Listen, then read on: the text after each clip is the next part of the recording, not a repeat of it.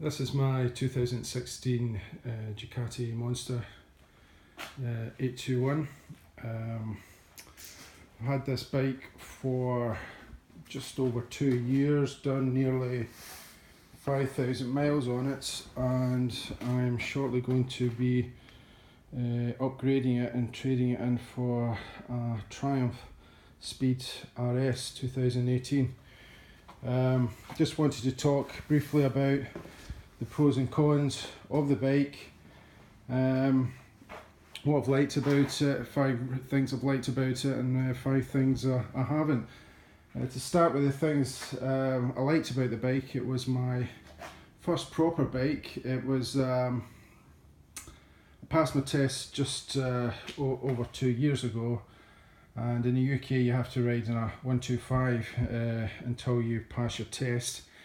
After that you can pretty much ride in whatever you want. So in terms of power, I wanted something that was obviously a step up, but I didn't want anything too scary, so I thought this bike with the 821 engine would be ideal. I would probably have got bored of a 300 or 600 pretty quickly.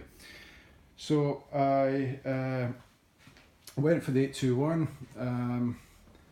Absolutely no regrets. It's a perfect bike, for somebody starting out. After you've had a little bit of experience in a lower CC bike, it's a fantastic bike to step up to. It's easy to ride, very compliant, and it's just been a joy to have over the last two years. I've rode it in all sorts of situations. Very good weather, terrible weather in the rain, and it's always came through for me. And the other thing it's got the ABS and the traction control, which traction control certainly has kicked in for me a couple of times. I'm not sure whether it's completely saved me, but it definitely has kicked in a few times when I've hit gravel and mud on the roads. The other thing, or the next thing I like about the bike was the tyres. The Pirelli Rosso 2s. Don't know if you can pick that up there. As you can see, the back tyres are well worn. I would have replaced it if I wasn't trading it in. But fantastic tyres. In the dry, you've just got 100% confidence with them. In the wet, I tended to use the touring mode rather than the rain mode, because it was a bit too much traction control for me. And as long as you take it easy, the tyres were fantastic and never let me down. So definitely recommend the Rosso 2 tyres. The other big plus for me with the bike was the engine and the torque. I mean, I thought about replacing the exhaust, but as you can see, it's just the stock exhaust I've still got the bike. I mean, I think it sounds terrific just with the stock exhaust. So it's a twin, obviously, so you get plenty of grunt there, bags of torque, and it's just a joy when you turn the throttle and it goes, and you hear that the noise coming from the exhaust. So for me, it was a pleasure hearing that noise every day when I rode the bike. Next big benefit for me, and this is something Ducati's been criticised for before, is reliability. I've had absolutely no issues with the bike since I bought it. Fantastic, as I say, in terms of performance, but there really hasn't been any issues. I did the oil change, whatever, myself.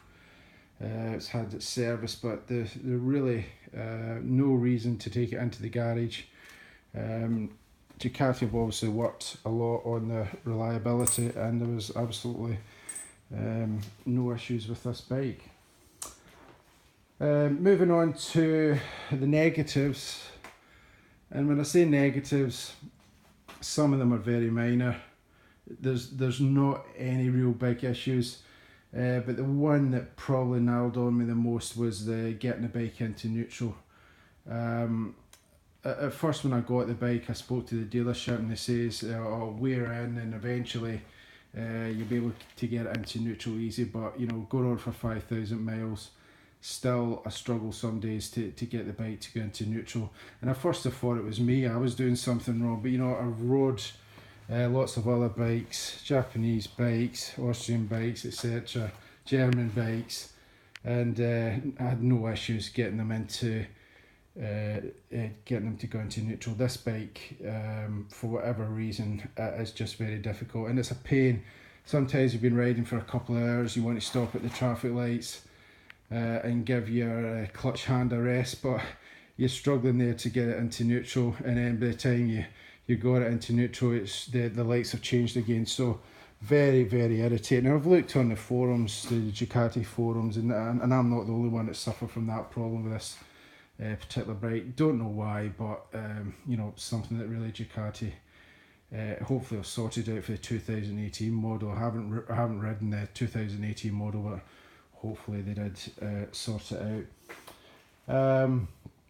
Couple of minor things for the next area in terms of the controls. You've got this little switch here, if you can see it, which puts on the full beam. If you switch that down, it comes on. It stays on all the time, and switch it back the other way, then it goes off, obviously. Don't know why, but I had a tendency to flick that switch a lot, and I'd be riding along and I'd noticed that I'd put on the full beam. That happened a lot, pretty much every time I did it by mistake. I clicked on that. It's poorly positioned, so really that was something, a bit of a design flaw from Ducati. In terms of the other issues with the controls, I've seen this mentioned quite a bit with the Ducati 821. When you're turning your indicators off, if you press this button twice here, it turns, as you can see, it puts the modes on. It's really irritating. Sometimes when you want to turn off your indicators, you press it more than once just to make sure, but it turns on the various modes. So it's a bit of a flaw there from Ducati. In